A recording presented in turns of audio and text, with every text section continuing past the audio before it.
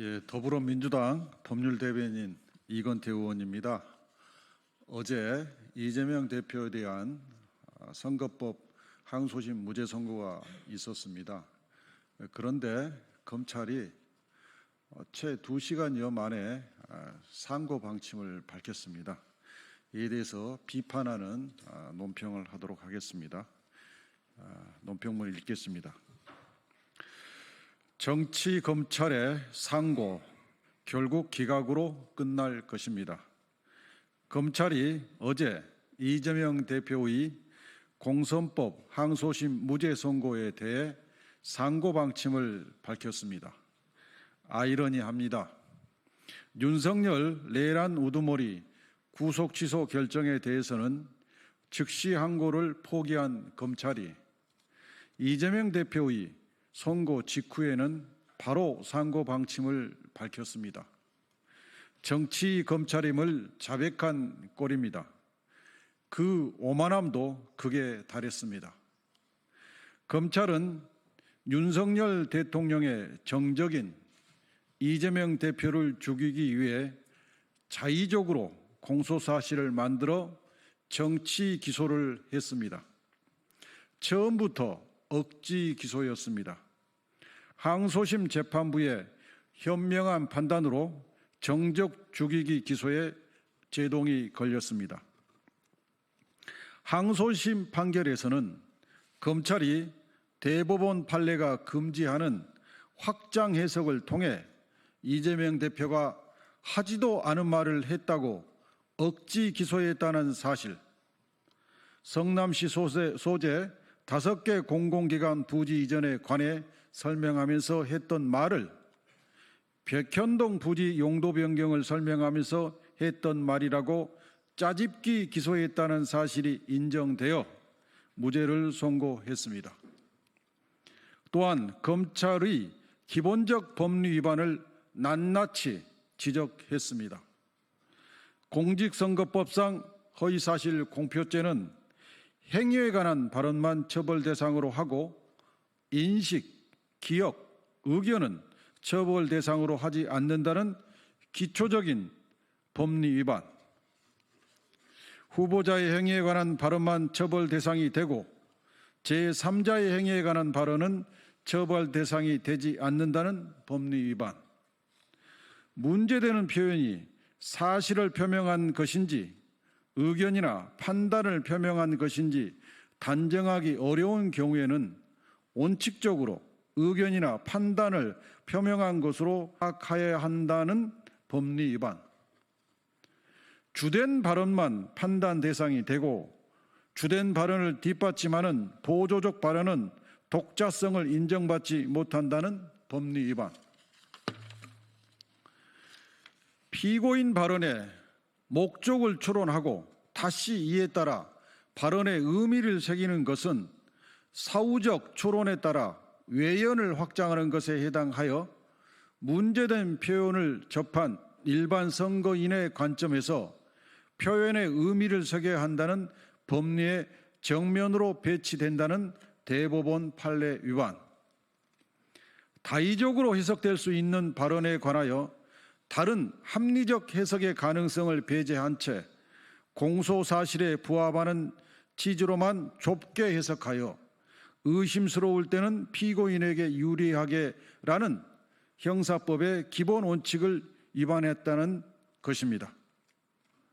특히 김문기와 골프를 치지 않았다에 해당하는 내용이라고 공소사실을 특정했으나 재판부로부터 골프와 관련된 언급 자체가 없다고 면박을 당했으니 공소사실이 엉터리였음이 명백히 드러난 것입니다. 검찰의 상고는 기각될 수밖에 없습니다. 항소심 무죄 판결은 허위사실 공표죄에 관한 대법원 판례를 총동원해 법리 판단을 정밀하게 했을 뿐만 아니라 전체 발언을 증거에 기반해 종합적으로 판단했고 사실 인정 또한 정확하게 했습니다. 이의를 제기할 수 없는 완성도 높은 판결입니다. 우리 국민은 이번 무죄 판결을 통해 검찰의 정적 죽이기 수사 및 기소의 실상을 알게 되었습니다. 검찰이 정적 죽이기 수사, 기소를 중단하지 않으면 마침내 국민의 혹독한 심판을 받게 될 것입니다. 이상입니다. 감사합니다. 수고하셨습니다.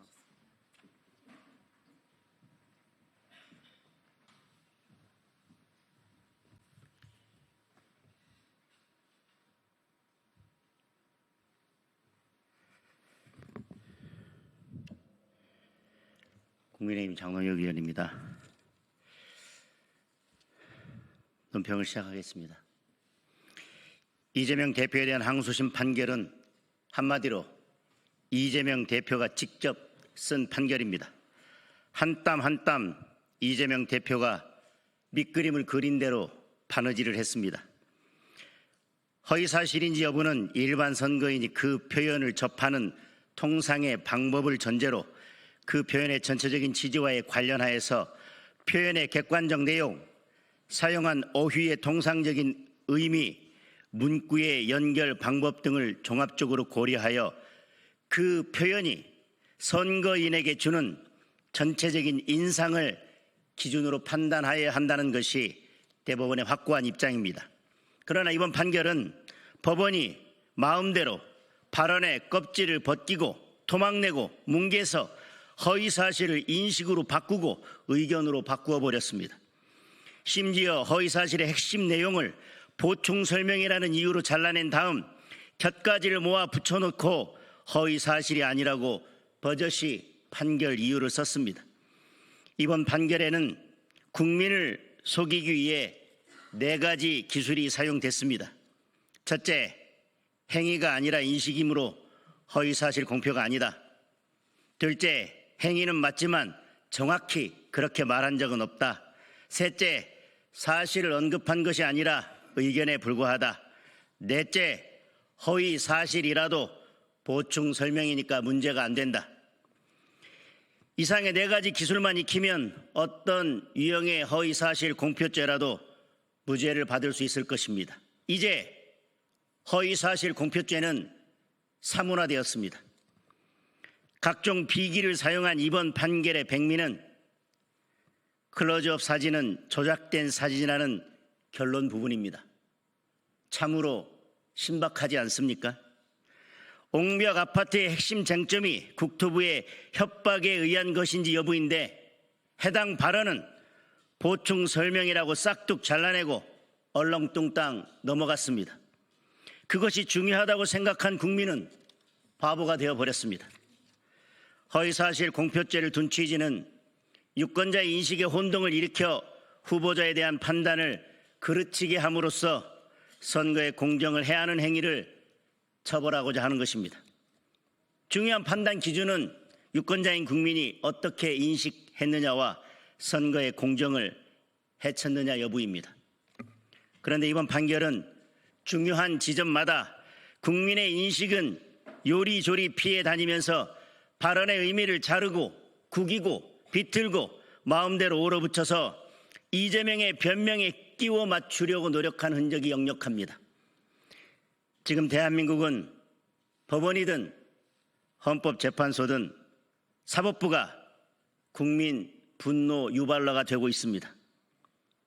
대한민국의 국군이 다하지 않았다면 이번 판결은 대법원에서 반드시 바로 잡혀야 할 것입니다. 대법원에 마지막 희망을 걸어보겠습니다. 이상입니다.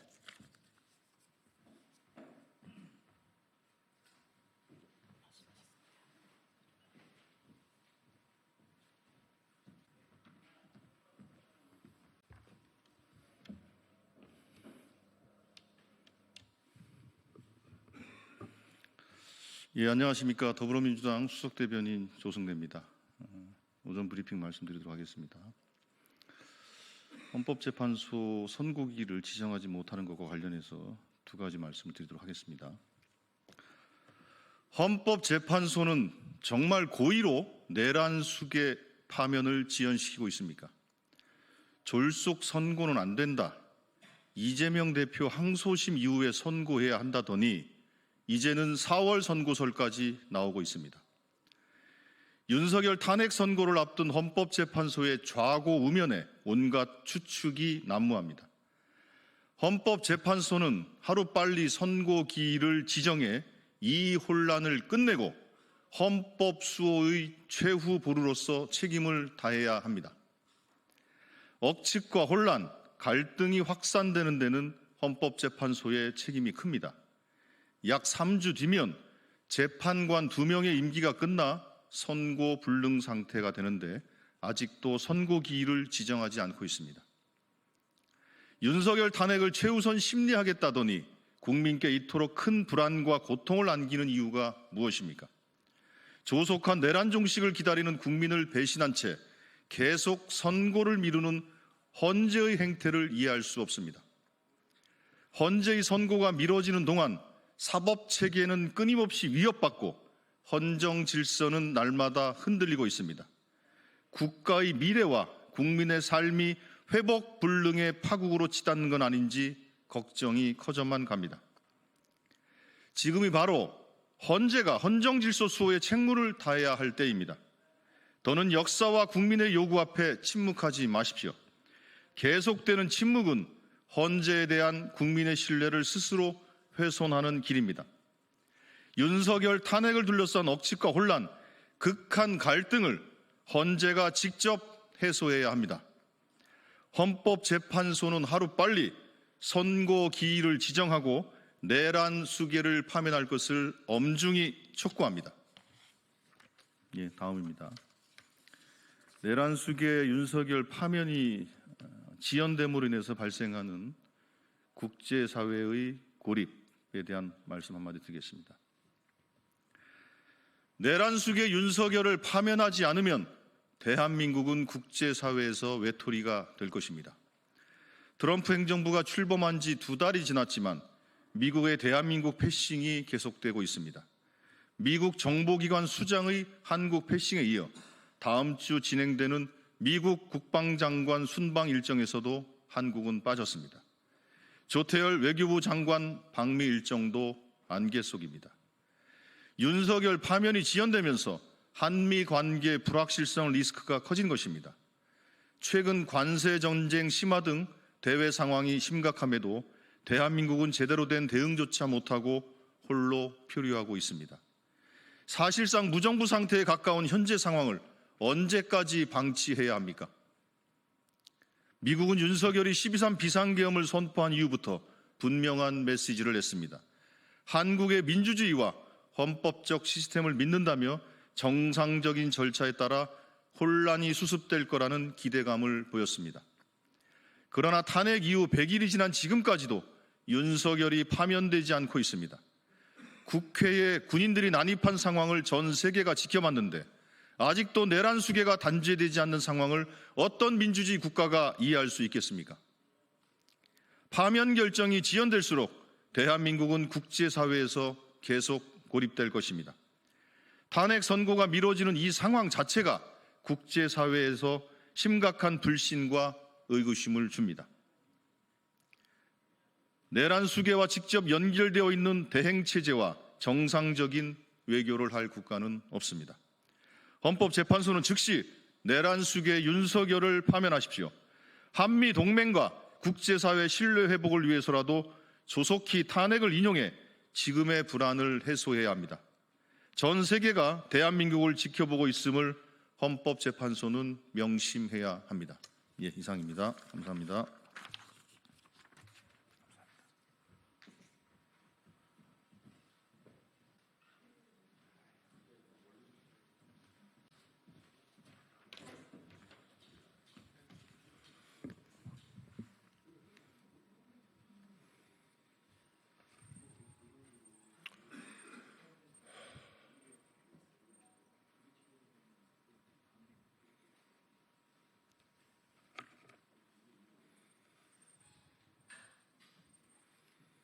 네, 시작하겠습니다.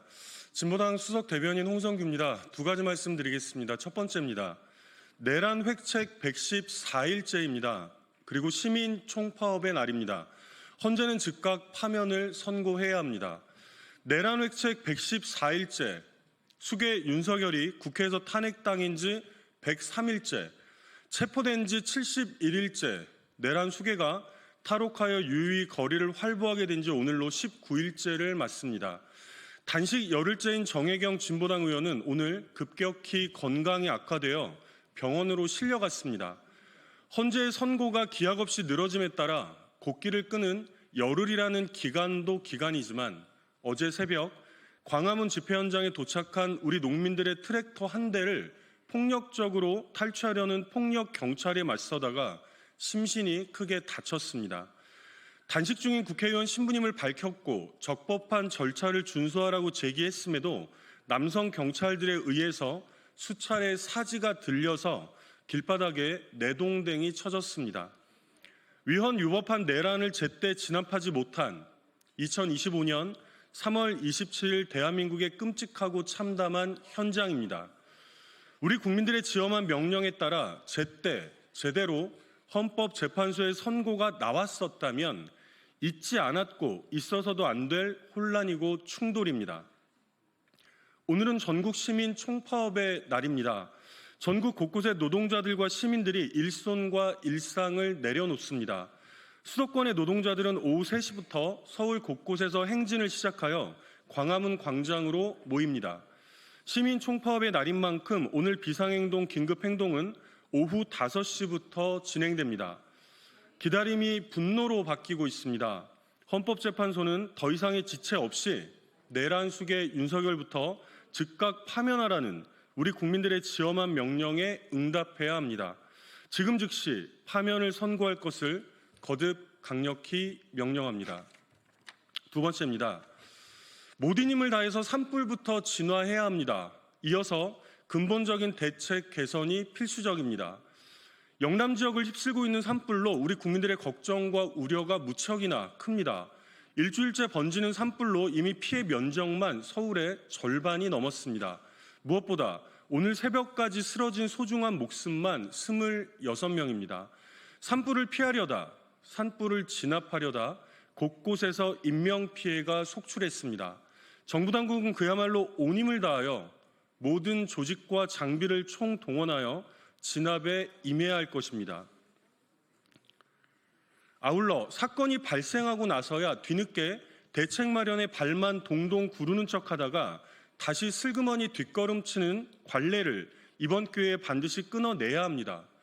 산불을 천재지변으로만 보지 말자는 것이 그간의 숱한 교훈이었음에도 대비태세는 극히 허술했다는 것이 거듭 확인되고 있습니다.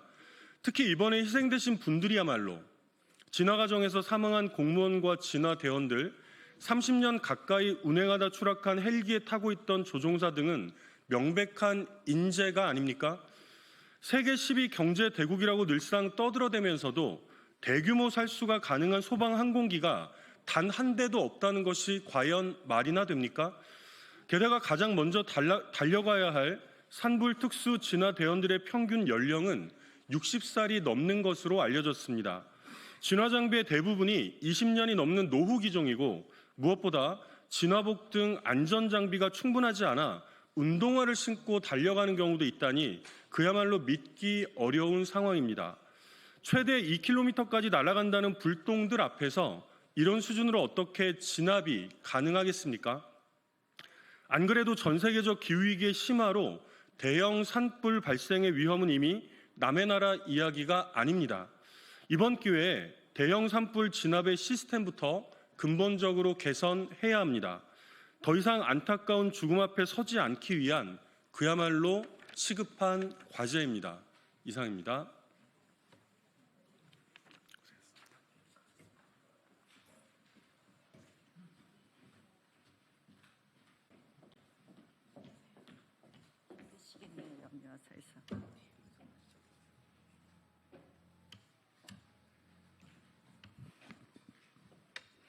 먼저 기자회견에 앞서서 전국 산불로 인해서 많은 분들이 희생되고 계십니다. 명복을 빌고 우리가 빨리 산불을 진화하고 이 피해를 회복하도록 한 마음을 모으고 우리가 할 수 있는 모든 일을 해야 되겠다는 말씀 드리겠습니다.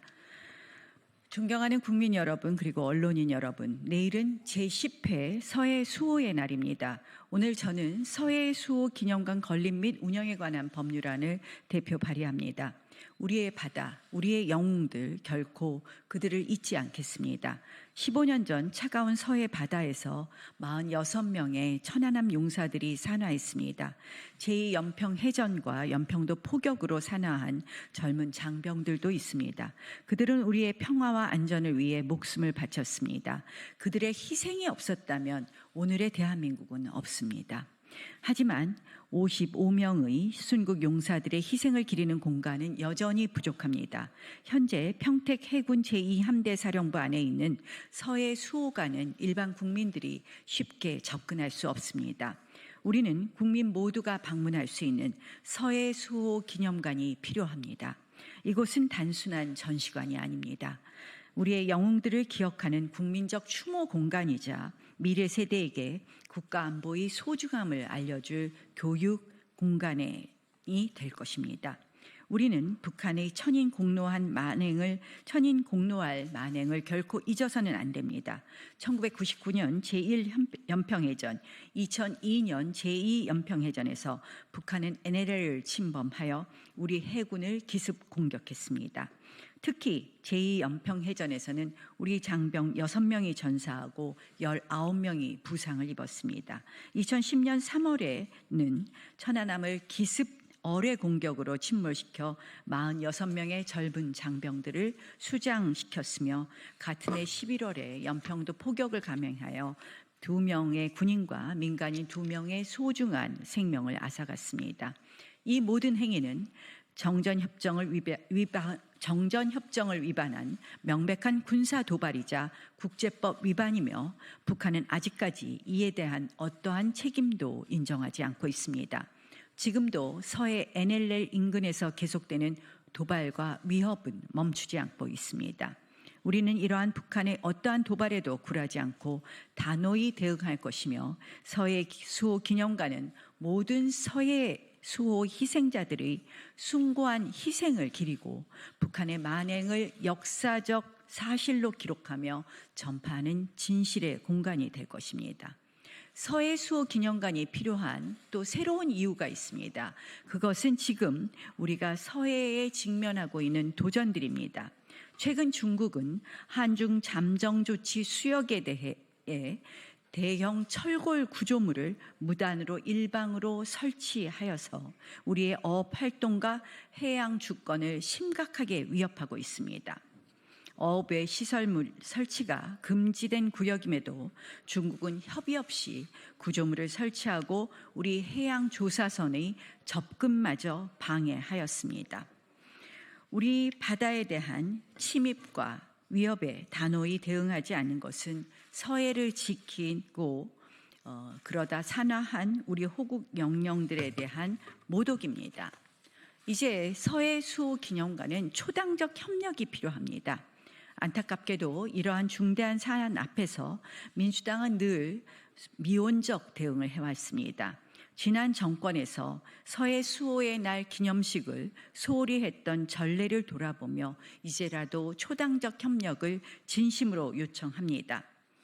어제 서해 수호 기념관 법안 발의 소식을 접하신 서해 수호 용사의 어머님께서 저에게 연락을 해 주셨습니다. 정말 감사하다는 메시지였습니다. 그 마음을 전해드리면서 오히려 진즉에 이런 입법을 하지 못했던 우리 정치권의 모습을 되돌아봅니다. 우리 아들들이 목숨을 바친 서해를 지키는 일에 여야가 따로 없습니다. 함께해 주실 것을 다시 한번 촉구합니다. 어떤 분들은 이렇게 질문하실 겁니다. 이미 전쟁 기념관이 있는데 왜 서해 수호 기념관을 별도로 건립해야 되느냐. 전쟁 기념관과 달리 서해 수호 기념관은 지금도 진행되는 서해에 대한 안전과 위협에 대한 우리의 대응입니다. 그래서 현재 진행형 서해 수호의 상징으로서 서해 수호 기념관이 필요하다는 점을 다시 한번 말씀드립니다. 서해에서의 희생은 휴전 이후에도 지속되어 온 대한민국 해양 영토 수호의 산 증거이며 이는 별도의 전문적인 공간에서 집중적으로 조명되어야 합니다. 그래서 서해 수호 기념관은 단순한 추모 공간을 넘어 현재의 서해 해양 주권 도전에 대한 국민적 공감대를 형성하고 실시간으로 변화하는 북한과 중국, 주변국의 도발과 위협이 계속되는 이 시점에서 우리의 단호한 영토 수호 의지를 대내외에 천명하는 상징적 공간으로서의 역할도 수행할 것입니다. 서해 수호 기념관으로 앞으로 호국 정신의 전사들의 희생 정신과 역사를 후대에 올바로 전승함으로써 국민의 안보 의식과 애국심을 더 높이겠다는 약속을 드리겠습니다. 내일 국립대전 현충원에서 거행되는 제10회 서해 수호의 날 기념식에도 참석하여 우리의 영웅들을 직접 기리고 그 유가족들과 함께 슬픔과 위로를 나누겠다는 말씀도 같이 전합니다. 감사합니다.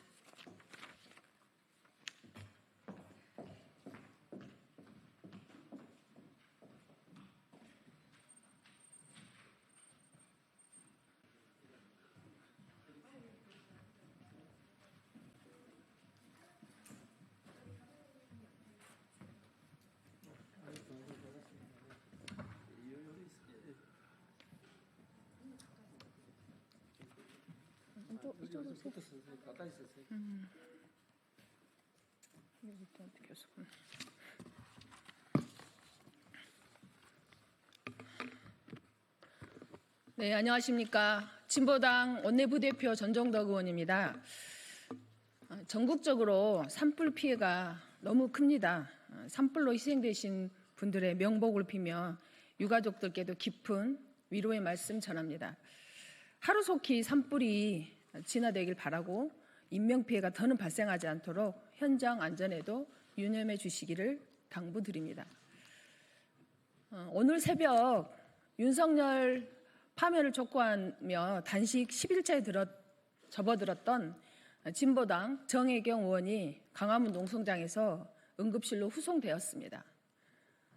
정혜경 의원은 26일 새벽 자행된 경찰 폭력으로 목과 어깨 등에 그것을 다쳐서 몸을 잘 움직이지 못하는 상황입니다. 경찰의 폭력 진압 공권력 남용은 여기서 그치지 않았습니다. 트랙터를 불법 탈취하고 폭력 진압에 항의하는 시민들과 노동자들에게 폭력을 가했습니다. 다수의 경찰이 한 명의 노동자에게 달려들어 목을 졸라매고 들어올리고 극단적 폭력을 자행했습니다. 부상으로 병원에 입원한 노동자를 직접 찾아가기까지 해 체포를 시도하는 만행을 서슴지 않았습니다.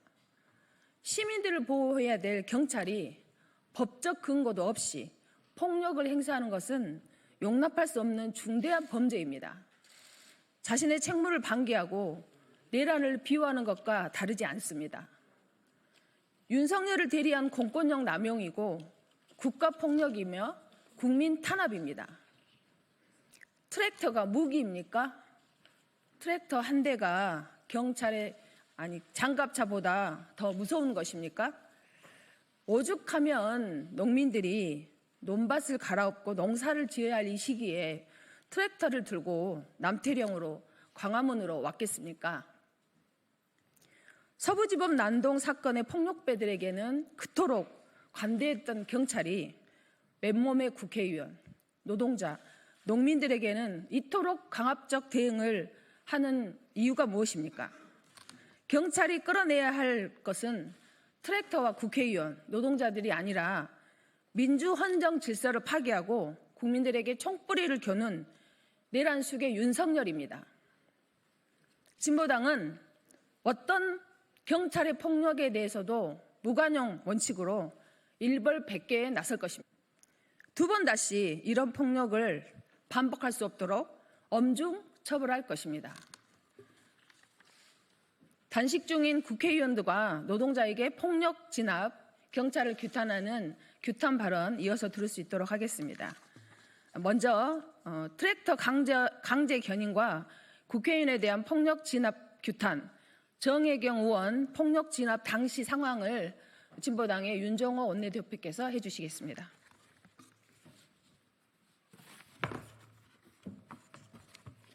예, 반갑습니다. 진보당 원내대표 맡고 있는 울산 북구의 윤종호 의원입니다. 경찰의 트랙터 강제 견인과 국회의원에 대한 폭력적인 진압에 대해 반드시 책임을 묻겠습니다. 26일 새벽 5시 30분경 강화문 서십자각 터에 세워져 있던 트랙터를 경찰이 강제로 견인하려는 시도가 있었습니다. 트랙터는 서울 도심을 운전해온 것이 아니라 트럭에 실려 강화문까지 왔고 서십자각 터에 상징물처럼 세워져 있었습니다. 법원이 트랙터의 서울 행진을 금지한 것은 교통불평등의 이유였습니다. 당시 강화문에 있던 트랙터는 교통에는 아무런 영향을 미치지 않았고 이미 주차되어 있는 상태였습니다. 경찰은 법원의 행진금지 통보를 확대 해석해 시동이 정지된 상태로 서 있는 트랙터와 트랙터를 싣고 온 트럭을 견인차와 지게차를 이용해 강제 견인하였습니다. 이 과정에서 단식 9일째인 진보당 정혜경 국회의원이 경찰 현장 책임자에게 강제 견인하는 이유에 대한 설명을 요구했으나 종로경찰서 경비과장이라는 사람이 아무런 설명 없이 무조건 견인을 막는 시민들을 밀어내라고 명령을 했습니다. 당시 현장에는 10명 남짓 시민이 있었는데 100여 명의 경찰에 의해 밀려났고 이 과정에서 다수의 시민들이 다치고 연행되었습니다. 또한 현장 책임자의 설명을 있을 때까지는 견인하지 못한다며 막아서는 정혜경 국회의원을 남자 경찰관이 몸으로 밀어내고 급기야 사지를 들어 견인지역 밖으로 끌어내었습니다. 단식 9일째인 정혜경 의원은 그러한 과정에서 목과 어깨를 다쳐 움직이지 못할 정도로 상해를 입었고 경찰의 가행 대응으로 극심한 두통과 구토 증세까지 보였습니다. 또한 들려나오는 과정에서 상의가 밀려 올라가는 등 상당한 인권 침해가 발생했습니다. 정혜경 의원은 어제 경찰의 가행 대응의 후과로 하루가 지난 오늘 아침 몸을 가눌 수 없을 정도로 통증이 심해졌습니다. 스스로 몸을 움직일 수 없을 정도로 상태가 심각해 결국 오늘 오전 8시 30분경 응급차에 실려 병원으로 후송되었습니다. 경찰은 헌법기관인 국회의원이 행정집행에 대해 설명을 요구하는데도 아무런 답변 없이 여성을 옮기라는 등의 비상식적인 언행을 자행했습니다. 정혜경 의원이 본인이 의원의 직함을 밝혔음에도 국회의원이라는 직함조차 붙이지 않고 이 여성, 저 여성 하면서 묽은짝 취급을 했습니다. 경찰은 민의의 대변자이자 헌법기관인 국회의원에게 인권 침해와 폭력을 행사한 것은 물론 시민들에 대한 폭력적인 행위에 대해서도 책임을 져야 할 것입니다. 진보당은 경찰의 폭력 대응에 대해 야당들과 연대해 끝까지 책임을 묻겠습니다. 네, 두 번째 발언 이어 듣도록 하겠습니다. 경찰의 트랙터 탈취 및 정혜경 국회의원에 대한 폭행 관련 법적 문제에 대해서 박지연 변호사께서 해주시겠습니다. 예, 박지원 변호사입니다.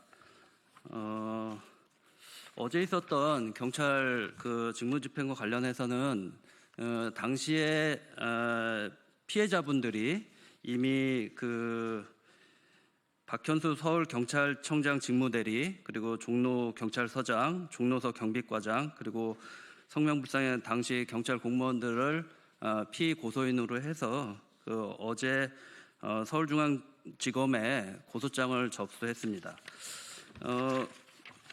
어제 있었던 일은 도저히 상식적으로 어느 하나도 이해될 수 없는 건데요. 그 앞에 말씀을 많이 해주셔서 일단 집회 현장에 트랙터를 비치한 것 자체가 전혀 문제되지 않고 적법한 것이기 때문에 그것을 견인하려고 하는 모든 공무집행이 다 불법입니다. 그 부분에 대한 설명은 좀 생략하고 그 모든 절차가 다 불법이었지만 특히나 그 견인 과정에서 매우 심각한 인권 침해와 폭행이 경찰에 의해서 자행됐고 그중에 몇 가지 사례만 좀 말씀을 드리겠습니다. 가장 중요한 사례는 앞서 말씀드린 것처럼 그 현직 국회의원인 정혜경 의원을 경찰이 거의 폭행에 가까운 그런 직무집행 방식을 통해서 끌어낸 것인데요. 이게 모두 알다시피 국회의원이 한 명 한 명이 독자적인 헌법 국가기관인 점을 비추어 보면 일반 시민에게도 할 수 없는 그런 폭력적인 형태의 그 직무집행은 매우 중대한 헌법 위반이고 법률 위반이다라는 말씀 다시 한번 드리고 싶고 추가로 몇 가지만 더 말씀드리면 그 집회 현장에서 당직 중이던 비상행동 공동상황실장이 현행범인 체포됐습니다. 그 과정을 조금만 말씀드리면 경찰은 인도 위에 그냥 비치되어 있던 트랙터를 견인한다는 목적으로 그 집회에 합법적으로 집회 현장을 잇는 모든 집회 참가자들을 그 집회 현장 밖으로 몰아냈습니다. 거기에 대해서 비상행동 공동상황실장이 자신의 신분을 밝히고 이와 같은 행동을 하는 이유에 대해서 경찰한테 그 근거를 요구했지만 경찰은 법적 근거에 대한 답변을 하지 않았습니다. 그런 과정에서 그 정용준 실장이 아까 말씀드렸던 정혜경 의원이 남성 경찰들에 의해서 사지가 들려서 끌려나가는 현장을 목격했고 그것에 대해서 항의하기 위해서 당시 종로서 경비과장 배병호의 팔을 붙잡고 항의를 했습니다. 단지 팔을 살짝 붙잡은 것뿐이었는데 당시 경찰은 곧바로 공무집행 방해를 이유로 현행범 체포했습니다. 이 과정에서 현행범 체포는 형사소송법 제212조에 있는 것인데요. 현행범인 체포가 적법하려면 행위의 가벌성, 범죄의 현행성, 시간적 적합성, 범인 범죄의 명백성, 그거 외에 체포의 필요성이 또한 인정돼야 됩니다. 체포의 필요성은 도망 또는 증거인멸의 염려가 현저해야 되는데 당시 정용준 실장이 자신의 신분을 밝히고 단지 그 위법한 공무집행에 대해서 항의했을 뿐인 그런 상황에서 증거인멸의 우려라든지 도망의 우려가 있었다고 볼 수는 전혀 없습니다. 그래서 정용준 실장이 어젯밤에 비록 석방되긴 했지만 매우 심각한 경찰권의 남용 행위로서 형법상 불법 체포, 불법 감금죄에 해당되는 행위임에 명백합니다. 다음으로 그 현장에 있었던 변호사가 사실상 체포 감금되는 매우 무도한 사건이 있었습니다. 같은 현장에 있었고 그런 현장을 목격한 김남주 변호사가 이와 같은 행위의 법적 근거를 요구하면서 항의하고 또 불법 체포되고 있는 집회 참가자들에 대한 변호 활동을 하고 있었는데 경찰들은 오히려 김남주 변호사에게 달려들어서 변호사를 경복궁 담벼락에 밀어넣고 양팔을 비틀어 잡아서 움직이게 못하게 하고 있다가 그 후에는 땅바닥에 눕히고 그 전체 한 30여 분간 어떤 이동도 못하게 사실상 감금을 했습니다. 이와 같은 행위 역시도 불법 체포 감금에 해당되는 매우 위법한 그리고 변호사의 어떤 변호권 그리고 집회 참가자들이 변호사의 조력을 받을 수 있는 헌법상 권리를 심각하게 침해한 행위입니다. 그리고 마지막으로 이따 말씀도 있겠지만 이 경찰은 그 집회를 위해서 집회 장소에 합법적으로 진입하고 있는 방송 차량을 저지했습니다. 그에 대해서 집회 참가자 시민이 이 방송 차량의 진입을 저지하는 행위에 대해서 항의하고 법적 근거를 묻는 과정에서 경찰 10여 명이 둘러싸여서 그 한 명의 시민을 제압하는 과정에서 그 어떤 경찰은 그 해당 참가자의 뒤에서 팔로 목을 완전히 감싸서 매우 힘껏 조르는 행위를 한 10여 초간 했고 이내 바닥으로 던지듯이 집어 눌러서 한 10여 명의 경찰들이 제압하는 과정이 있었는데 제가 해당 영상을 봤는데 자칫 호흡곤란으로 기절하거나 뇌진탕을 입을 수 있는 매우 위험한 상황이었습니다. 이런 행위 역시 그 형법상 독직 폭행이라고 해서 경찰의 불법적인 폭행죄를 처벌하는 법률이 있는데 그 법률에 명백히 위반되는 행위였고 어제 있었던 재반의 상황은 어떤 상황으로도 이해할 수 없는 매우 폭력적인 경찰 진압이 있었다는 점을 다시 한번 말씀드립니다. 이상입니다. 네, 방금 들으신 것처럼 불법적인 폭력 만행을 저지른 경찰은 국민 앞에 그리고 피해 당사자에게 사과하고 책임자인 박현수 서울지방경찰청 청장 직무대리는 즉각 사퇴해야 합니다. 마지막 발언입니다. 집회 참석 중인 노동자 폭행 상황과 입장에 대해서 강우철 마트노조 산업노동조합 위원장께서 해주시겠습니다.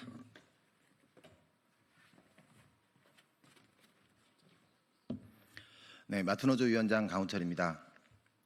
어제 경찰은 윤석열 파면 촉구 집회에 참가한 마트노조 조합원을 집단적으로 폭행한 일이 발생하였습니다. 집회용 방송 차량을 막아 나선 경찰에 항의하던 중 종로경찰서 소속의 경찰들이 달라들어 목을 조르고 허리를 꺾어 아스팔트 바닥에 내동댕이 쳤습니다. 맨몸이었고 어떤 위협적인 행동도 없었음에도 무슨 강력 범죄자를 다루듯한 경찰의 행동은 정말 충격적이었습니다. 병원에 후송되어 응급진료가 필요한 상황에서도 경찰은 병원까지 따라와 한마디 사과도 없이 오히려 체포운은 떠들어댔습니다. 경찰이 자신들의 불법 폭력 행위를 가리고자 우리 조합원을 범죄자로 둔갑시키려 하는 파렴치한 짓을 벌인 것입니다. 다수 시민들이 목격했고 생생한 증거 영상도 있음에도 경찰은 뻔뻔하게 체포한 거라고 주장하며 조사를 시도했습니다. 이게 정상적인 공권력입니까? 극우 폭력배들에겐 관대한 경찰이 민주노총 조합원들에게만 유독 강경 대응하는 행태는 하루 이틀 일이 아닙니다. 마트노조 조합원들은 극우 세력들에 의해 좌표 찍기를 당하고 온갖 협박과 위협적 행위에 대해 경찰에 신고한 바 있습니다. 하지만 2달이 다 되어가도록 경찰은 고발인 조사조차 시작하지 않았습니다. 경찰의 이런 이중적 태도는 민주노총에 대한, 더 나아가 노동자, 민주시민에 대한 경찰의 인식이 어느 수준인지를 적나라하게 보여주고 있다고 생각합니다. 우리는 이번 사건을 절대 그냥 넘어갈 수 없습니다. 경찰의 공식적인 사과와 함께 민주노총 조합원을 목졸라 폭행한 종로경찰서 폭력경찰을 강력히 처벌할 것을 촉구합니다. 고맙습니다. 네, 다시 한번 촉구합니다. 불법적인 폭력 만행을 행사한 서울지방경찰청은 즉각 국민 앞에 사과하고 책임자인 박현수 청장은 즉각 사퇴하시기 바랍니다. 이상으로 기자회견 마치도록 하겠습니다. 고맙습니다.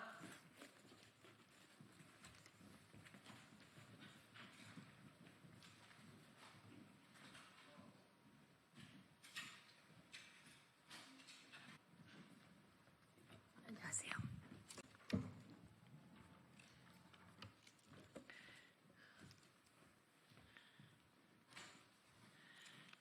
옆에 붙어주세요. 국회의원 서영교입니다. 제가 오늘 온 것은 공중협박죄 관련해서 여러분께 말씀드리려고 합니다. 공중협박죄를 신설했습니다. 공중협박죄. 인터넷에 인천공항에 폭발물을 설치하겠다라고 하면 뚜렷한 피해자가 선정되지 않아서 이 처벌이 애매했습니다. 그래서 공중 협박하는 죄에 대해서 처벌하는 공중협박죄를 신설하였습니다. 제가 대표 발의했고 서영교가 공중협박죄를 대표 발의했고 공중협박죄는 국회를 통과했으며 3월 18일부터 시행되게 되었습니다. 어떤 유튜버가 이런 이야기를 글을 올렸습니다. 탄핵되면 낫으로 베어버리겠다. 그리고 시위대 앞에 낫을 들고 간다. 한 사람씩 낫으로 베어버리겠다. SNS에 한 남성이 글을 썼습니다. 그리고 곳곳을 다니면서 험악한 소리들을 해대고 있습니다. 이 사람을 그대로 둬야 할까요? 그렇지 않습니다. 이 사람에게 이제 공중협박죄를 적용해서 경찰이 수사를 하고 있다고 밝혔습니다. 이 남성은 경찰 조사에서 윤석열 탄핵이 인용되면 실제로 낫과 휘발유를 들고 가 범행하려고 했다라고 하는 취지로 자백을 했다고 합니다. 공중협박죄는 협박의 대상이 특정되지 않아 처벌이 어려웠던 기존의 입법 공백을 해소하고 온라인에서 살인 예고글을 작성하는 등 불특정 다수를 향해 협박하는 행위를 명확하게 처벌하기 위한 것입니다. 기존 협박죄는 징역 3년에 벌금 500만 원이었습니다. 기존 협박죄는 징역 3년에 벌금 500만 원이었습니다. 그런데 이 공중협박죄는 이보다 형량을 훨씬 높였습니다. 징역 5년 이하, 벌금 2천만 원 이하의 형량이 적용되게 했으며 상습적으로 공중을 협박하는 경우에는 그 형량의 2분의 1을 가중처벌하도록 하였습니다. 윤석열 탄핵을 앞두고 파면 선고를 앞두고 헌법재판관을 비롯한 시민들에 대한 위협이 계속되고 있습니다. 이 역시 모두 공중협박죄에 해당됩니다. 경찰은 헌법재판관을 살해하겠다고 글을 쓴 구구 유튜버에 대해서도 공중협박죄를 검토하고 있습니다. 헌법재판관이 이상한 짓을 할 때 변장을 하고 가서 잔인하게 죽이겠다, 이런 예고글을 한 자를 그대로 두어야 합니까? 이런 자는 모두 즉각 체포해서 구속시켜 신병을 관리해야 합니다. 헌법재판관을 사형하라. 계속해서 위협을 가하고 시민들에게 불안감을 조성하고 있는 이런 유튜버 그리고 협박범들을 모두 공중협박죄로 강력하게 처벌하고 몇 번에 걸쳐 이런 일이 계속될 시에는 상습이라고 하는 죄 항목을 적용하여 2분의 1 가중처벌해야 합니다. 저는 얼마 전 헌법재판소 앞에서 기자회견을 하는 도중 차량을 확성기를 달아 불법 개조하고 욕설을 퍼붓던 자를 고소했고 종로경찰서에 가서 고소인 조사도 받았습니다. 이 자가 상습적으로 또다시 온라인에 게재하기 시작했습니다. 상습인 경우에는 2분의 1을 가중시켜 버릴 것입니다. 아직도 이런 범죄자들이 거리를 활보하고 있습니다. 경찰과 검찰의 엄정히 수사에 대응할 것을 촉구합니다. 이번 사례와 같이 무차별적인 흉기 난동 예고, 온라인 살인 예고, 헌법재판관과 시민들을 향한 극단적 협박 등 국민의 안전을 위협하는 범죄 행위는 확실히 처벌하여 유사 범죄를 막아야 합니다. 그리고 예방해야 합니다. 안전한 대한민국을 위해서는 엄정한 대응만이 답입니다. 다시 한번 말씀드리면 공중협박죄라고 하는 죄가 최근에 신설되었고 그것은 서영교 국회의원이 대표 발의해서 통과시켰습니다. 3월 18일부터 시행되기 시작했고 극우 유튜버들이 낫으로 베어버리겠다, 사형시켜버리겠다, 살해하겠다라는 등등의 글을 쓰고 공공연히 떠들고 다니는 것은 모두 다 공중협박죄에 해당될 것이며 5년 이하의 징역 2천만 원 이하의 벌금에 해당될 것이며 검찰, 경찰, 법원은 이들을 철저히 관리해서 국민과 차단하고 처벌하고 당장 현행범으로 구속시켜야 한다라고 촉구하겠습니다. 이와 관련해 말씀을 드리고 한 말씀만 더 드리겠습니다.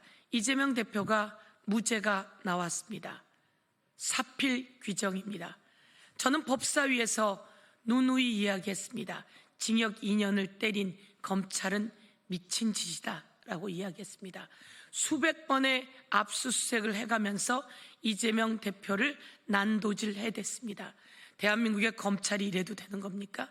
국민의 월급을 받는 검찰이, 국민의 공복인 검찰이 이래도 되는 겁니까? 정권을 유지하고 정권을 재연장하려고 하는 윤석열 정권에 의해 정적을 제거하려고 하는 도구로 검찰이 쓰였다면 이 검찰 해체가 답입니다. 이와 관련해 검찰들은 국민 앞에 사과해야 합니다. 다시 한번 말씀드리지만 정적을 제거하려고 했던 윤석열, 이제 정적이 제거되지 않는다는 것을 깨닫자 불법 비상계엄을 선포했습니다. 전쟁을, 국지전을 유발하려고 했다는 여러 가지 정황이 나왔습니다. 국지전이 일어났으면 더 당당하게 비상계엄을 선포했을 텐데 그런 상황도 되지 않자 불법 비상계엄을 아주 무리하게 선포했습니다. 이 윤석열은 내란 행위를 한 것입니다. 그런데 윤석열에 대해서 파면 선고가 아직도 이루어지지 않고 허위사실이라며 억지 기소를 해서 이재명 대표를 그렇게 올가매고, 한쪽은 허위사실이 아님에도 불구하고 허위사실이라고 말을 올가맸고, 한쪽은 군대까지 동원해서 국회를 침탈하고 선관위까지 침탈한 윤석열의 파면을 아직도 선고하지 않는 대한민국 공정한가요? 국민 여러분, 이제 정권을 교체해야 될 시기가 왔다, 이렇게 말씀드리고 헌법재판소 재판관들에게 강력하게 촉구합니다. 문영배, 이미선, 정정미, 김영두, 조한창, 정계선, 김복형, 정형식 재판관들에게 촉구합니다. 당장 선고 기일을 잡고 파면을 선고할 것을 촉구합니다. 이상입니다.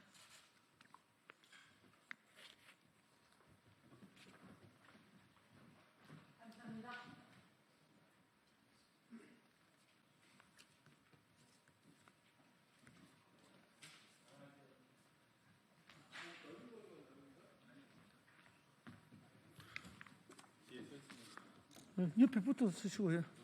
예, 어서 오세요. 예, 이쪽으로도 또 한 두 분 서주시고.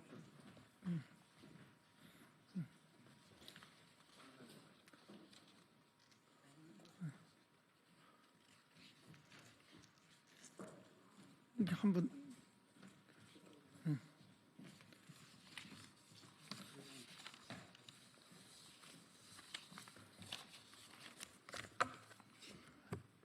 예, 안녕하십니까.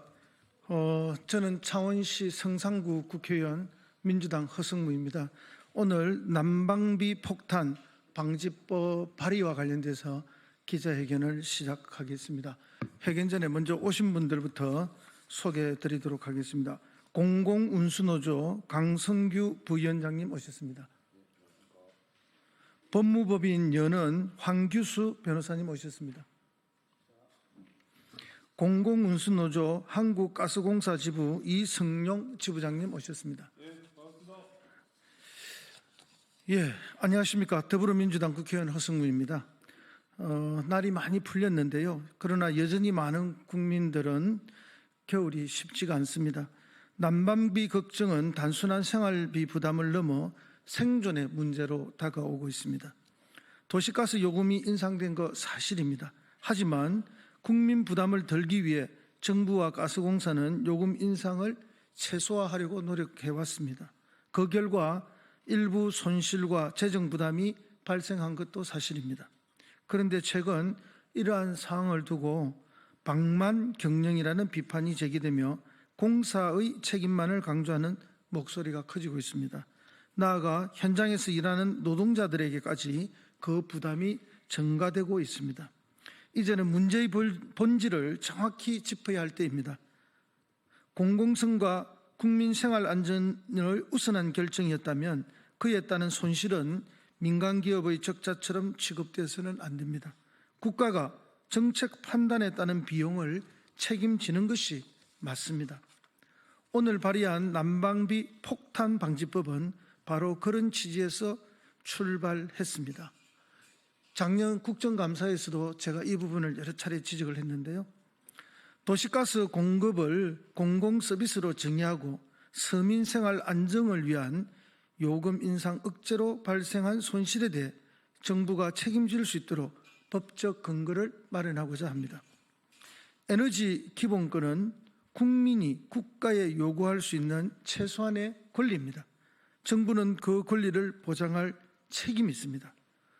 그럼 먼저 에너지 공공성 회복을 위해 현장에서 오랜 시간 목소리를 내주고 계신 공공운수노조 강성규 부위원장님의 말씀을 듣겠습니다.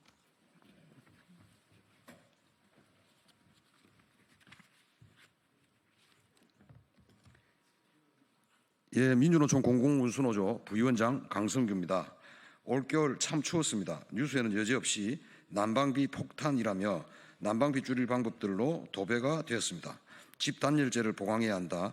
보일러를 효율 좋은 최신식으로 바꿔라. 주기적으로 보일러 배관을 청소해야 한다고 말입니다. 네, 맞습니다. 에너지를 아끼고 따뜻한 겨울을 나기 위해 필요한 일들입니다. 그러나 팍팍한 월급 봉투에 자기 집 한 칸 없는 보통의 소시민 노동자들에게는 정말 너무나도 먼 이야기일 뿐입니다. 최저임금 받는 노동자들이 올겨울 난방비로 20만 원 가까이 자기 소득의 10%를 지출했다고 합니다. 난방비 부담이 되니 식비와 전기, 수도, 다른 필수재 비용이라도 더 줄여야 해서 더욱 혹독한 겨울이었을 겁니다. 결국 비싼 난방비 때문에 더 추운 겨울을 맞았습니다. 난방은 국가가 책임지고 제공하는 필수 서비스여야 합니다. 누구에게나 보편적으로 평등하게 보장되어야 하는 공공 서비스여야 합니다. 이 에너지 기본권이 박탈된다면 정말 살기 힘든 세상이 될 것입니다. 그래서 국가와 공공부문의 역할이 중요합니다. 오늘 허성무 의원님과 공공운수노조가 준비한 난방비 폭탄 방지법은 에너지 위기 시에 적어도 공공부문과 주택에 한정해서 난방비 올리지 말고 국가가 책임지고 재정지원을 해줄 것을 요구하는 법입니다. 서민생활에 직결되는 말 그대로 민생 법안입니다. 우리나라에는 한국가스공사가 있습니다. 만약 비싸게 수입한 가스 가격 그대로 우리 난방비에 반영한다면 아마도 난방비는 10배 가까이 올라 난방비 핵폭탄이 각 가정에 터졌을 겁니다. 그러나 한국가스공사가 난방비 인상을 최소화했음에도 불구하고 각 가정마다 난방비 폭탄이 터져 비명을 지르는데 만약 공공부문인 한국가스공사가 없었다면 어떻게 되었을까 생각하면 눈앞이 캄캄해집니다. 한국가스공사가 각 가정 대신 떠안은 착한 적자, 천문학적인 미수금, 이제는 정부와 국회가 나서서 해결해줘야 합니다. 힘든 시기 한국가스공사와 직원들은 국민의 복리 증진과 안정적인 삶을 위해 공공부문이 해야 할 일을 마땅히 잘 해내었습니다. 이제는 한국가스공사의 모든 빚과 짐을 올려놓지 말고 정부가 나서서 가스공사의 무거운 짐을 책임져야 합니다. 기획재정부 관료들과 몇몇 보수 언론의 흑색 선전처럼 가스공사의 적자가 가스공사 직원들의 방망 경영으로 무분별한 복리후생 때문에 벌어지지 않았다는 것은 삼척동자도 다 아는 사실입니다. 정부와 국회는 자신의 책임을 다해 주시길 바랍니다. 오늘 허성무 의원님과 함께 발의하는 난방비 폭탄 방지법, 도시가스 사업법 개정안은 선진국 대한민국이 기후위기 시대에 혹독한 겨울을 나는 국민들에게 뒤늦게 제공하는 따뜻한 권리입니다. 한국가스공사가 공공부문으로서 제 역할을 다하도록 격려하는 가스 공공성 확대 법안입니다. 민주주의가 무너져가는 뒤숭숭한 시기에 공공부문 노동자들과 뜻있는 여러 국회의원님, 특히 입법 발의 앞장서 주신 허성무 의원님께 정말 감사드립니다. 앞으로 공공운수노조는 난방비 폭탄 방지법이 통과되는 그날까지 현장에서 열심히 투쟁하도록 하겠습니다. 감사합니다. 예, 다음은 이번 법안을 만드는데 주도적인 역할을 해주시고 또 법안 내용을 잘 설명해 주실 법무법인 연은의 황규수 변호사님의 법안 설명이 있겠습니다.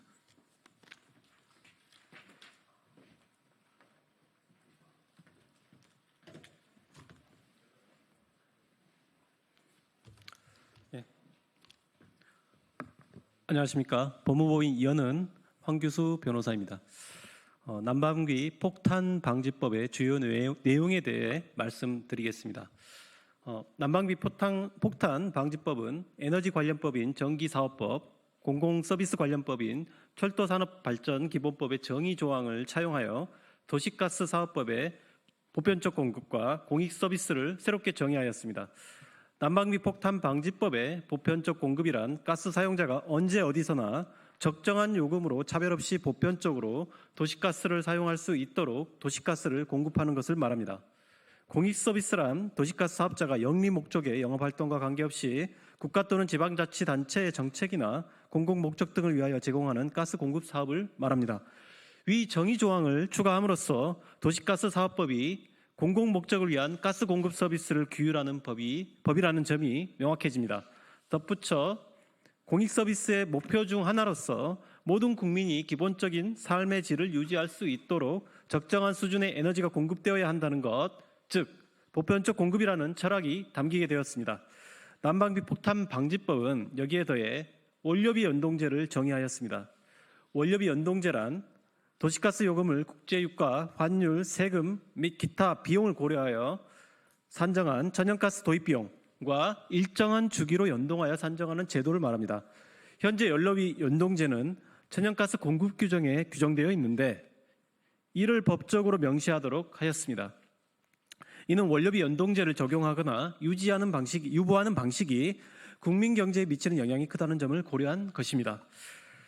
난방비 폭탄 방지법은 공익서비스 제공에 따른 비용을 국가 또는 해당 공익서비스를 직접 요구한 지방자치단체가 부담하도록 규정하여 공익서비스의 실효성과 지속 가능성을 확보하고자 하였습니다. 여기서 공익서비스 비용이란 공익서비스 제공으로 발생하는 경영손실과 재정 부담 등의 제반 비용을 말합니다. 난방비 폭탄 방지법은 한국가스공사의 미수급 문제 해결 방법도 제시합니다. 국제 에너지 가격이 급등하는 가운데 원료비 연동제 유보 기간이 장기화되고 정치적, 경제적 이유로 원료비 정산 단가 반영이 지연되면 미수금이 수조 원에서 수십조 원까지 누적될 수 있습니다. 이 경우 한국가스공사의 재무구조가 악화되고 가스의 안정적인 공급에 악영향을 미쳐 궁극적으로 공공성을 해칠 수 있습니다. 에너지 소비 합리성 측면에서도 부정적일 수 있습니다. 따라서 난방비 폭탄 방지법은 직접적인 재정 지원 방안을 마련하였습니다. 난방비 폭탄 방지법은 공공부문 및 주택 부분의 원료비 연동제 유보로 인하여 미수금 액수가 일정 기준액 이상 누적되거나 한국가스공사의 경영상 부담이 중대한 경우에는 산업통상자원부 장관이 한국가스공사에 재정 지원을 실시하도록 규정하였습니다. 그리고 한국가스공사에는 재정 지원 요구권을 부여하였습니다. 재정 지원에 대한 우려가 있을 수 있습니다. 하지만 앞으로는 미수금이 쌓이는 것을 마냥 방치할 수는 없게 될 것입니다. 정부의 재정 지원 의무가 생기면 정산 단가를 요금에 반영해 과도한 미수금을 해소하는 과정이 촉진될 수 있을 것입니다. 국가 재정에 큰 부담이 발생하지는 않을 것입니다. 난방비 폭탄 방지법은 공익서비스 비용에 대한 합리적 부담 체계를 마련하고 원료비 연동제와 그 유보를 법적으로 명시하여 도시가스 요금의 투명성과 안정성을 높이고자 합니다. 또한 국가가 공익서비스 비용을 부담하고 미수금이 일정 기준 이상 누적될 경우 재정 지원을 가능하게 함으로써 도시가스 공급체계 지속 가능성을 확보하고 국민 생활의 안정을 이끌어낼 것으로 기대됩니다. 감사합니다. 예, 다음은 현장에서 난방비 때문에 몸소 여러 가지 경험을 하고 계신 공공운수노조 한국가스공사 지부 이성용 지부장님의 말씀이 있겠습니다.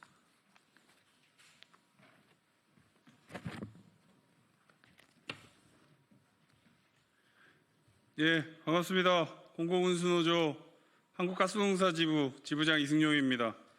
최근 몇 해 동안 한국가스공사는 에너지 위기의 파고 속에서 민생을 지키기 위한 치열한 싸움을 벌여왔습니다.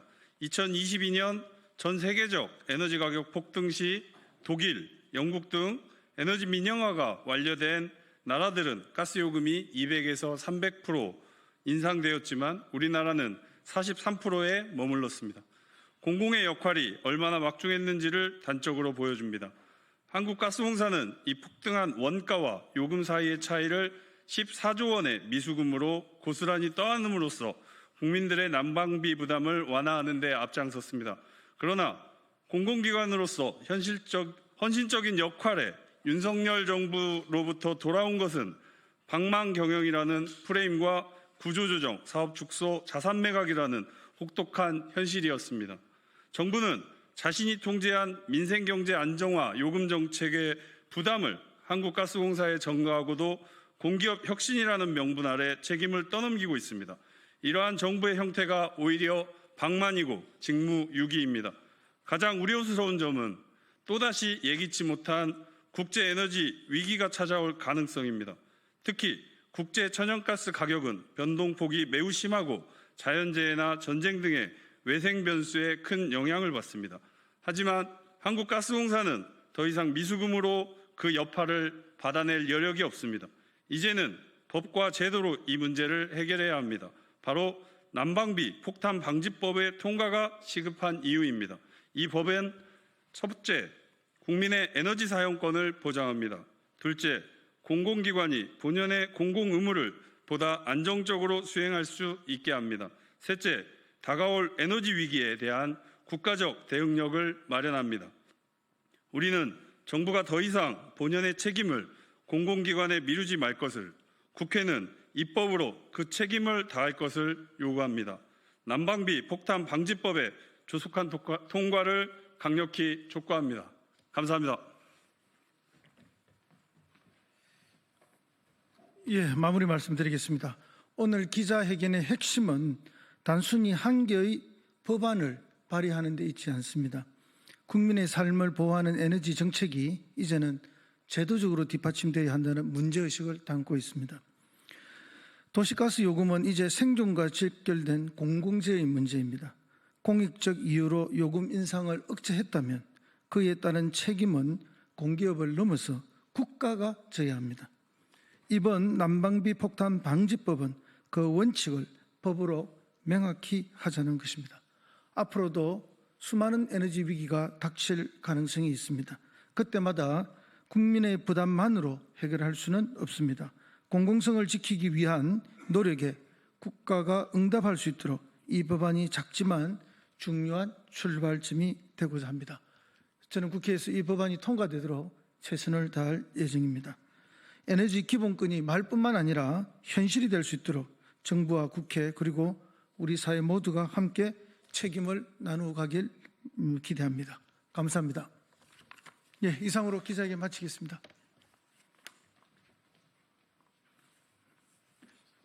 수고하셨습니다.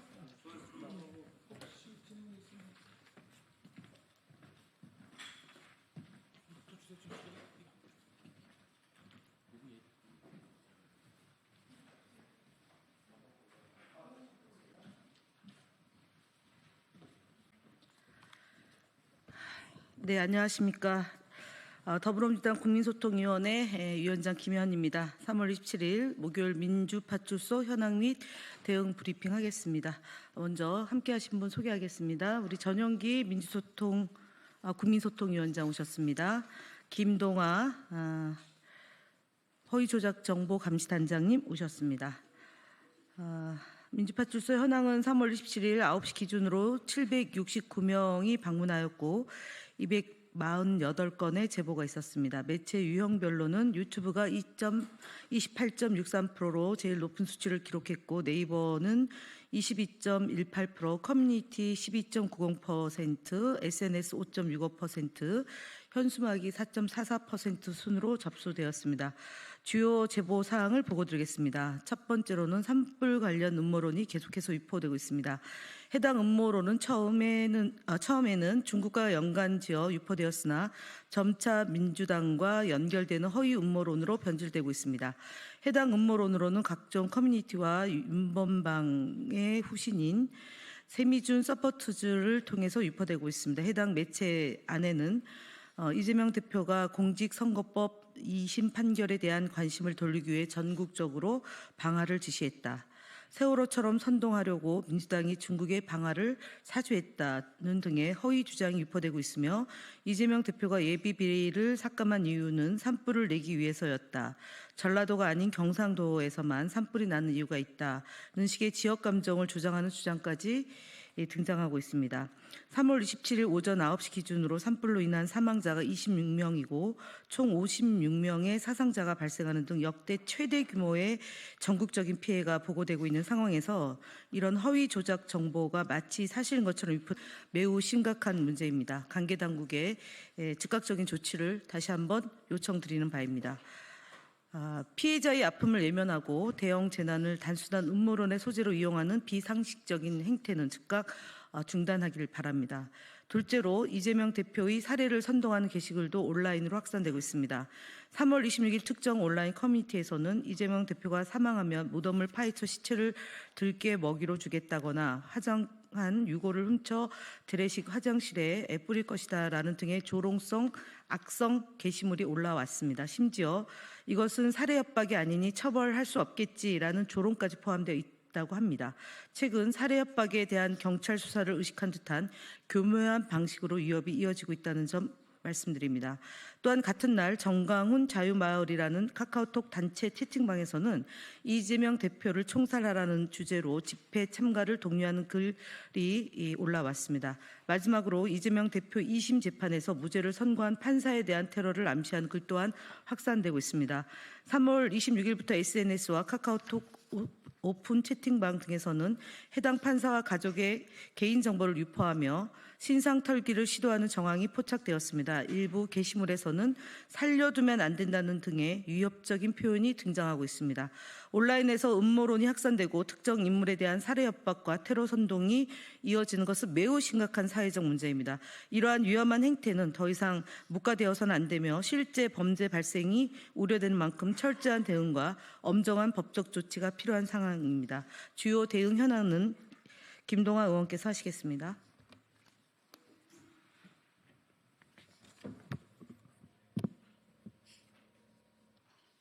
네, 주요 대응 현황 말씀드리겠습니다. 자유일보의 모욕성 기사를 언중위에 제소하였습니다. 언론은 막대한 영향력을 지닌 만큼 윤리적, 도덕적 책임을 함께 져야 합니다. 그러나 자유일보는 이재명 대표를 향해 극우 커뮤니티에서 사용하는 모욕적인 표현을 기사 제목에 그대로 사용함으로써 언론으로서의 가치를 스스로 훼손했을 뿐만 아니라 한 개인의 인격을 심각하게 침해했습니다. 이에 우리는 언론중재위원회에 해당 보도를 제소하였으며 자유일보가 언론으로서의 최소한의 기본과 책임을 갖출 것을 강력히 촉구합니다. 다음 유튜브 채널 뉴스피드에 대한 대응 보고 드립니다. 유튜브 채널 뉴스피드는 더불어민주당을 포함한 정치 관련 허위 사실을 기반으로 한 쇼츠 영상을 479개를 제작, 유포한 것으로 확인되었습니다. 이 채널은 AI를 활용해 자극적이고 사실과 다른 내용을 무분별하게 퍼뜨리며 상업적 수익을 노린 행태를 보이고 있습니다. 일부 영상은 그 조회수가 280만 회에 달할 정도로 파급력 또한 매우 큰 것으로 확인되었습니다. 이에 국민소통위원회는 구글 측에 해당 채널의 차단을 공식 요청하였으며 관련 법적 대응도 검토 중임을 말씀드립니다. 네, 국민의힘 거짓말 시리즈 73번째 말씀드리겠습니다. 어제 이재명 대표의 공직선거법 위반 항소심 선고에 공판이 있었습니다. 재판부는 검찰이 선거법상 허위사실 공표했다며 억지로 씌운 혐의에 대해 혐의를 인정할 수 없다며 무죄 판결을 내렸습니다. 해당 판결은 진실과 정의에 기반한 사필 규정의 판단입니다. 정치검찰의 억지 수사와 기소에 경종을 울린 것으로도 볼 수 있습니다. 그러나 국민의힘 대선 주자들은 사법부 판단을 정명으로 부정하며 거짓된 주장을 하고 있습니다. 항소심 판단이 나오자마자 한동훈 전 대표는 이 판결대로면 대한민국은 모든 선거에서 어떤 거짓말도 죄가 되지 않습니다. 이 판결은 정치인에게 주는 거짓말 면허증입니다. 라고 주장했고, 오세훈 서울시장도 대선 주자가 선거에서 중대한 거짓말을 했는데 죄가 아니라면 그 사회는 바로 설 수 없습니다. 라고 언급했습니다. 사법부가 이재명 대표의 발언이 거짓이 아니며 허위성을 인정할 수 없다고 판단했음에도 불구하고 이재명 대표가 거짓말을 했다며 악의적인 공세를 멈추지 않고 있습니다.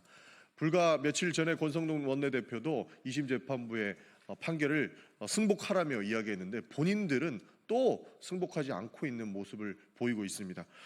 정치검찰과 결탁해서 무리한 정치 공채를 일삼는 것에 대해 반성하기는커녕 여전히 이재명 죽이기, 이재명 악마에만 골몰하고 있습니다. 국민의힘은 사법부 판단에 승복하고 과거의 잘못된 행태에 대해 반성해야 합니다. 그리고 한 가지만 더 말씀드리겠습니다. 국민의힘이나 일각의 정치인들이 화면이 확대된 것이 조작이 아니다라고 판단하고 있는 듯합니다. 그러나 재판부는 조작된 것으로 볼 수 있다라고 판단하였습니다. 그렇게 주장하시는 분들에게 이 유명한 일러스트를 소개해드리고 싶습니다. 이렇게 화면이 단순히 확대되고 이것을 충분히 조작된 사례로도 사용할 수 있음을 이 일러스트에서는 단번에 보여줍니다. 그렇기 때문에 이 해당 문제를 가만히 둘 수는 없는 것이고, 나쁜 정치를 일삼는 선동꾼들에게는 사소해 보일지 몰라도 심각한 왜곡을 갖고 올 수 있다는 점도 일러스트는 보여주고 있습니다. 그리고 심지어 피해자에게는 깊은 상처가 될 수 있기 때문에 그런 나쁜 정치는 이제 그만두시기를 부탁드리겠습니다. 피해자가 가해자에게 쫓기는 장면을 특정 각도에 편집해서 오히려 피해자가 가해자인 것처럼 보이는 이 장면들 다시 한번 떠올려 주시고 사법부에서 정당한 판결을 하였음을 한 번 더 말씀드리는 바입니다. 이상으로 마치겠습니다. 감사합니다. 감사합니다.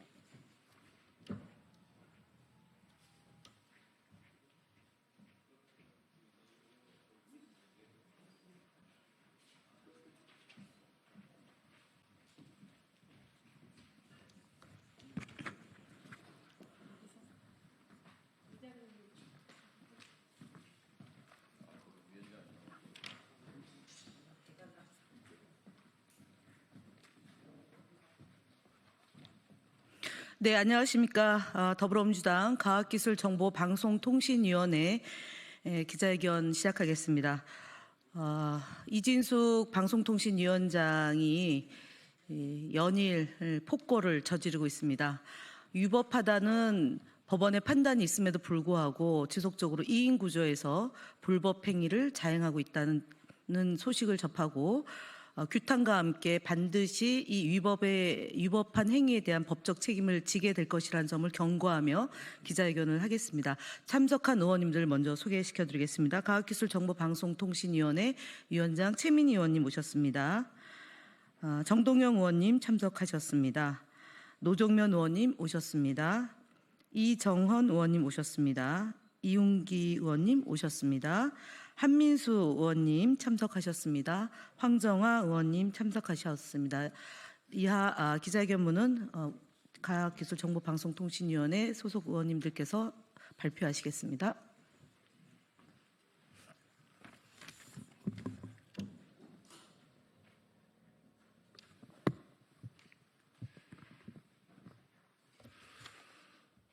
위법을 저지른 이진숙 방통위원장은 법의 심판을 받게 될 것이다. 어차피 EBS 사장은 신동호였다.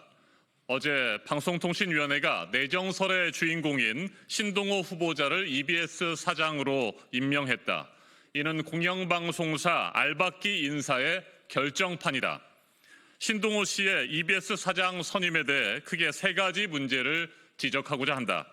첫째, 이진숙, 김태규, 이인 방통위 의결이 명백히 위법이라는 것이다. 지난 13일 대법원은 방통위 2인 구조에서 이루어진 박문진 이사 선임 효력을 정지하는 확정 판결을 심리 없이 기각했다. 2인 구조 방통위 결정의 위법성을 대법원이 최종 확정했다. 둘째, 이해 충돌 소지가 크다. 이진숙 위원장이 가장 아낀다는 신동호 후보자를 심의하고 의결에 참여한 것은 방통위법 제14조 사망 위반 소지가 있다.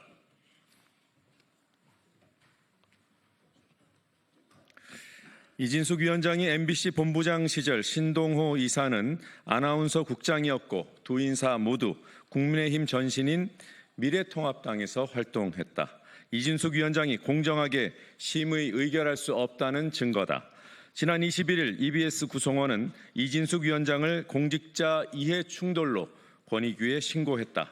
지난 25일 이진숙 위원장은 사장 선임 안건에 대해 기피 신청됐지만 어제 이진숙 위원장은 이 기피 신청에 대해 셀프 각하했다. 셋째, 신동호 후보자의 정치적 이념적 편향성과 도덕성도 문제다. 신동호 후보자는 지난 2012년 문화방송 파업에 참여한 아나운서들에게 인사상 불이익을 줬다는 이유로 2018년 정직 6개월, 법인카드 사용 감사 결과 정직 6개월 등의 징계 처분을 받은 바 있다.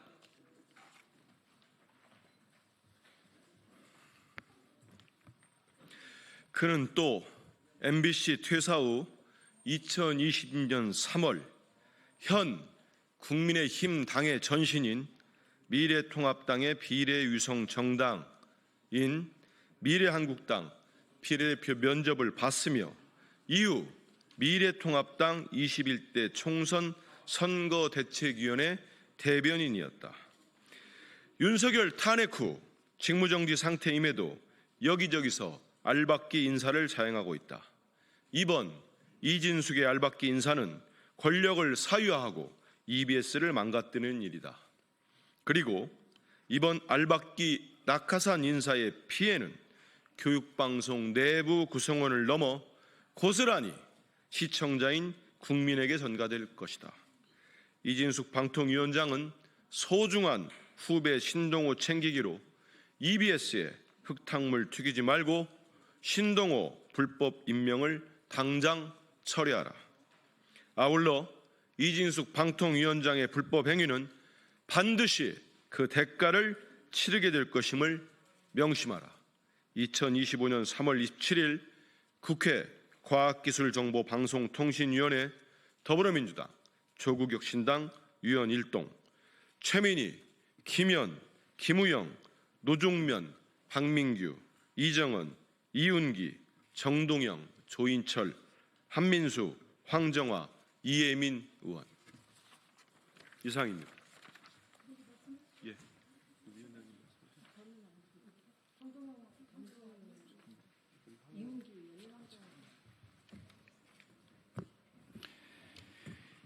국회 과방위 이윤기 의원입니다.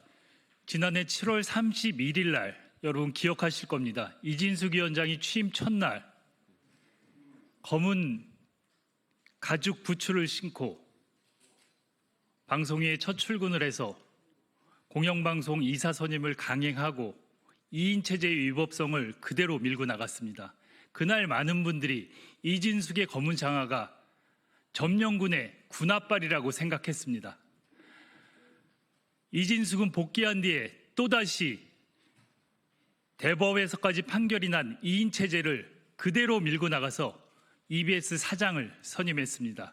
지금 EBS 내부에서는 모든 구성원들이 하나가 돼서 저항하고 있습니다. 저는 국회 과학기술정보통신위원회와 국민들이 힘을 모아서 내란 세력의 마지막 발악인 이진숙의 EBS 사장 선임을 반드시 막아낼 것입니다. 모두 지켜봐 주시고 힘을 모아주셨으면 고맙겠습니다. 감사합니다.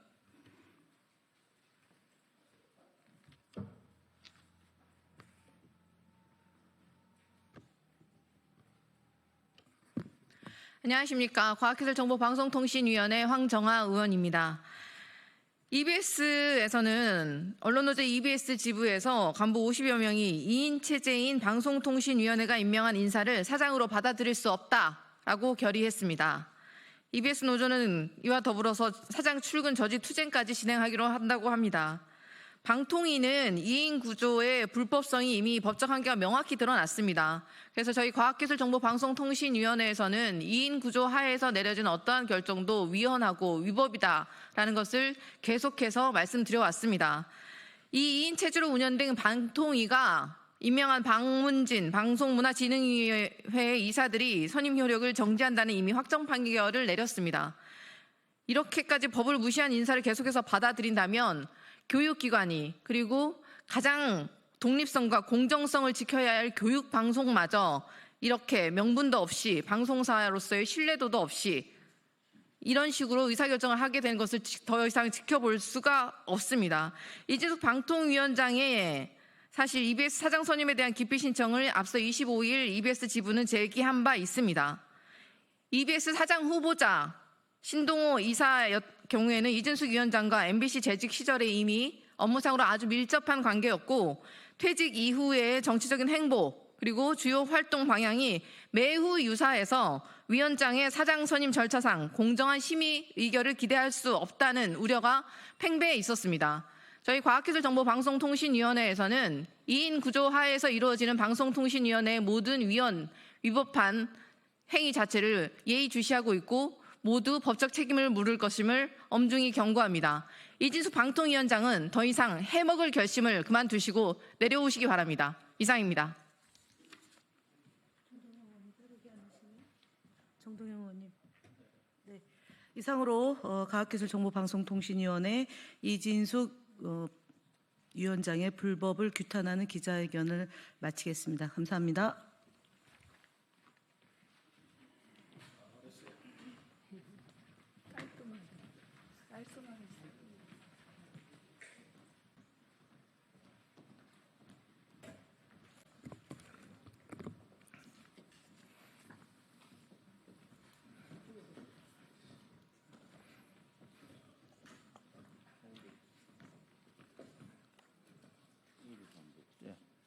판넬은 순서대로다가 이쪽으로 좀 오셔야 되겠다. 예. 그렇습니다.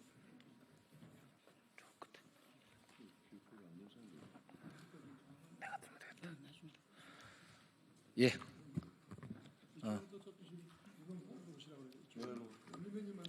그렇게 막 하면 안 됩니다.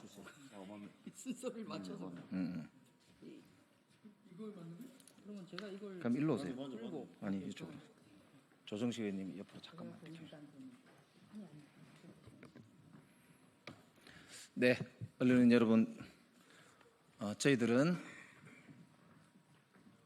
외교부의 심우정 검찰총장 자녀 특혜 채용 의혹을 국민들께 보고드리기 위해서 이 자리에 온 더불어민주당 외교통일위원회 위원들입니다.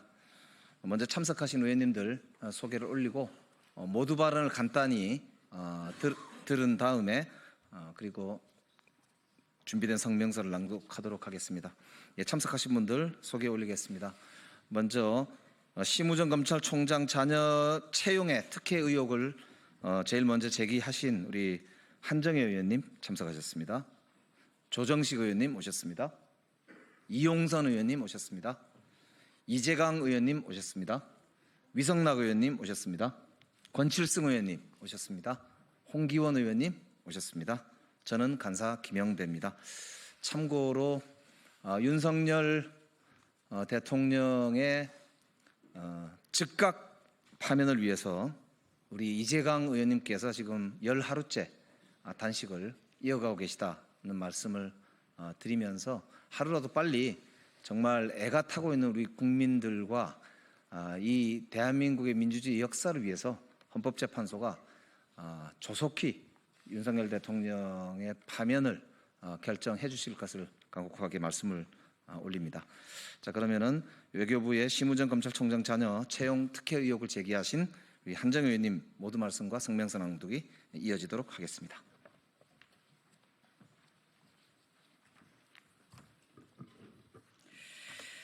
네, 이미 한 차례에 걸쳐서 심우정 검찰총장 자녀의 외교부 채용 관련한 특혜 의혹을 이미 말씀드린 바 있고요. 그리고 외교부의 설명을 저희가 어제 좀 들었습니다. 그런데 의혹이 해소된 것은 하나도 없다는 말씀을 드립니다. 오히려 의혹을 해소하기 위해서 와서 설명을 했습니다만 의혹이 확신화되고 있다 이렇게밖에 말씀드릴 수 없을 것 같습니다. 저희가 이제 중앙선거관리위원회 친인척 채용 비리 관련한 것 때문에 국민들도 그렇고 취업의 전선에서 열심히 준비하고 계시는 청년들이 굉장히 큰 좌절을 겪고 있는 상황인데요. 여기에다 더해서 어찌 보면 사정기관의 대표라고 할 수 있는 검찰총장의 자녀가 채용의 과정에서 어떠한 특혜가 있다라고 하는 의혹이 제기되는 것, 그 자체만으로도 굉장히 사실은 부끄러운 일이 아닐 수 없습니다. 이 부분은 명명백백하게 밝혀져야 한다고 생각하고요. 관련해서 저희가 마무리가 될 때까지 끝까지 잘 챙겨서 끝까지 사실관계를 또 진상규명을 하도록 그렇게 하겠습니다. 그러면 기자회견문 낭독에 들어가겠습니다.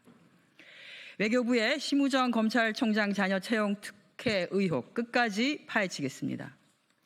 중앙선거관리위원회 친인척 특혜 채용 논란에 이은 심우정 검찰총장 자녀 특혜 채용 의혹으로 청년들이 박탈감과 상실감은 극에 달하고 있습니다.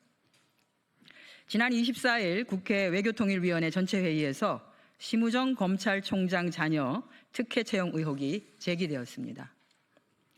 하루 뒤인 25일 대검찰청은 심우정 검찰총장 자녀에 대한 특혜 채용 의혹 관련 입장문을 언론에 배포합니다. 다른 공직자 자녀라면 검찰이 수사를 할 사안인데 검찰총장의 딸에 대한 의혹이 제기되자 검찰이 앞장서서 국선 변호인을 자청하고 나선 것입니다. 마치 검찰과 입을 맞춘 듯이 연이어 외교부 그리고 외교부 소속 기관인 국립외교원도 언론에 해명 자료를 배포했습니다. 외교부가 동맹국인 미 에너지부의 민감국가 지정 등 굵직굵직한 현안들에서 이번 사안과 같이 우리 국익을 위해 민감하고 또 발빠르게 대응했더라면 어땠을까 하는 아쉬움이 드는 대목입니다. 검찰, 외교부, 국립외교원의 동시다발적인 해명에도 불구하고 심우정 검찰총장 자녀 특혜 채용 의혹은 조금도 해소되지 않았습니다. 오히려 의혹을 확신으로 만들어 주었습니다. 더군다나 심우정 검찰총장은 입장문을 통해 국회에 자료 제출을 위한 외교부의 개인정보 제공 요청에도 동의한 상태라고 밝혔습니다. 하지만 외교부는 아직 심 총장 측의 자료 제공 동의를 확인하지 못해 자료를 제출할 수 없다고 합니다. 심우정 검찰총장이 국민을 상대로 거짓말을 한 것입니까? 외교부가 검찰총장의 심기를 건드리지 않기 위해 알아서 눈치를 보고 있는 것입니까?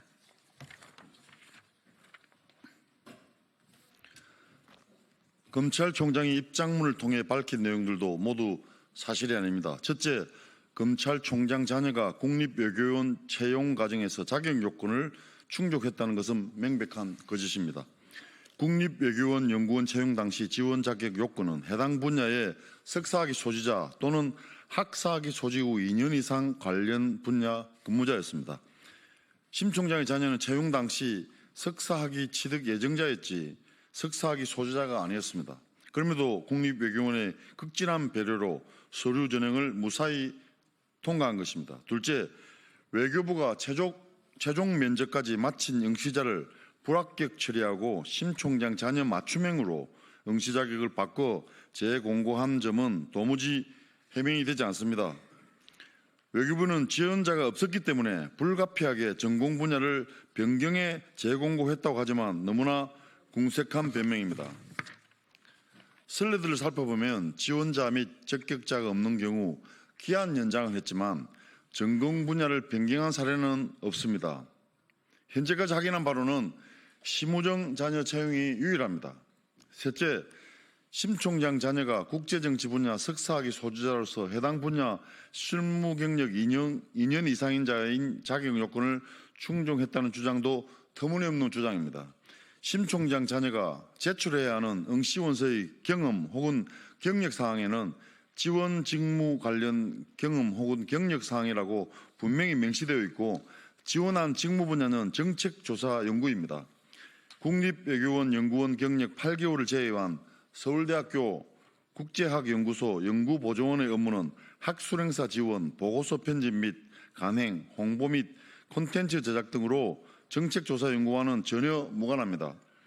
통일부처인 외교부 내 다른 채용 공고문을 보더라도 인턴, 조교, 객원연구원 경력은 실무 경력을 인정하고 있지 않습니다. 경험과 경력은 엄연히 다릅니다.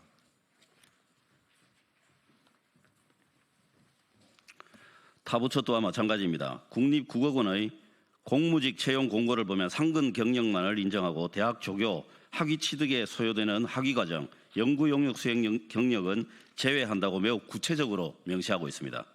외교부 고위 관계자는 공무직 채용이기 때문에 완화된 기준이 적용된 것 같다고 하지만 이조차도 사실과는 완전히 다른 답변입니다. 외교부 타 채용 분야와 타부처 공무원 채용에도 이 같은 완화된 기준이 적용된 것이 아니고 심우정 검찰총장의 딸에게만 유연하고 관대한 기준이 적용된 것입니다. 더욱이 15세부터 29세 사이 청년 중 일자리를 잃었거나 취업을 준비하고 있는 구직 청년들이 120만 명에 달하는 상황에서 고위 공무원이 할 소리는 아닙니다. 청년들은 취업도 빈익빈 부익부, 백 없는 게 죄라며 분노를 넘어 무력감을 느끼고 있습니다. 심우정 검찰총장 자녀의 외교부 채용 특혜 의혹을 포함해 공무직 채용 전반에 대한 조사와 제도 개선이 필요합니다. 더불어민주당 국회 외교통일위원회 위원들은 감사원 감사 청구는 물론이고 상임위 차원에서 특혜 채용 의혹의 진상을 철저히 규명하겠습니다. 2025년 3월 27일 더불어민주당 국회 외교통일위원회 위원 일동 이상입니다.